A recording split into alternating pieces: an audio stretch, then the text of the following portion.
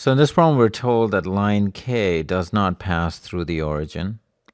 And we're asked to evaluate these three statements to tell us whether we have enough information to say whether slope of K is negative or not.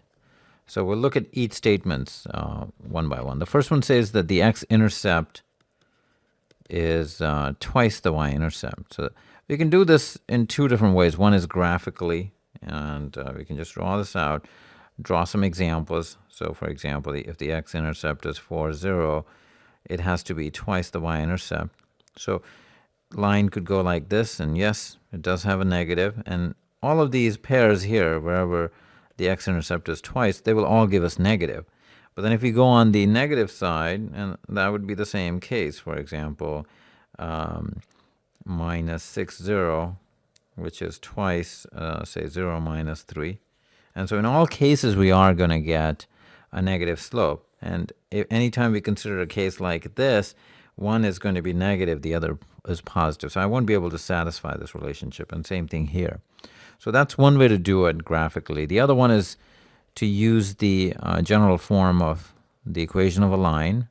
B is the y-intercept, and x-intercept is the condition when we set y to be 0.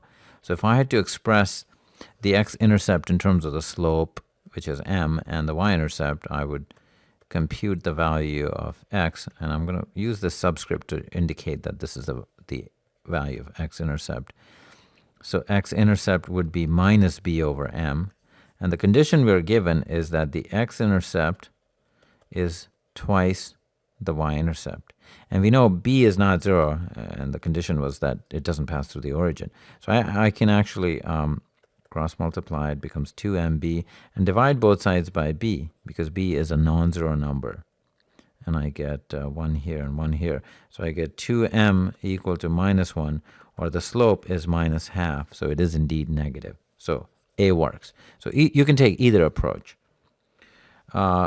B says that the product of the x-intercept and y-intercept is positive. So again, we can either do it graphically, and that would mean, again, that they are both positive. So examples like these lines, both are positive, or they're both negative, like these. So in all cases, we find that the slope is indeed negative. So B also works. To do it algebraically using what we did earlier, equation of the line, slope is B, and or I should say, the slope is not B. This is the y-intercept. And then I have to multiply it by the x-intercept, and I computed the relationship. It's minus b over m. And we're given that this is greater than 0. This becomes minus b squared over m. And we know b squared is always positive, irrespective of what b is. And we have a negative here. And so for this relationship to hold true, m has to be negative. So again, same conclusion. So b also holds true. Now C gives us this condition that line K passes through these 2 points, A, B, and RS. And it tells us A minus R times B minus S is less than 0. So I'm going to write the slope using these 2 points. So it's the difference between the y coordinates, B minus S, divided by the difference between the x coordinates. So this is my slope, and I need to find out if I know the sign.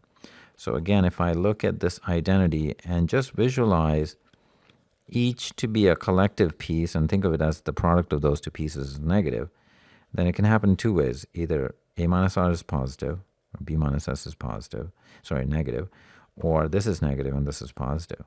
And under these circumstances, because these expressions come up in the slope, I have really 2 scenarios: negative divided by positive for the slope, or positive divided by negative.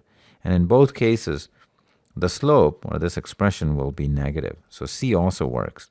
So recap, A, B, and C, all 3 work.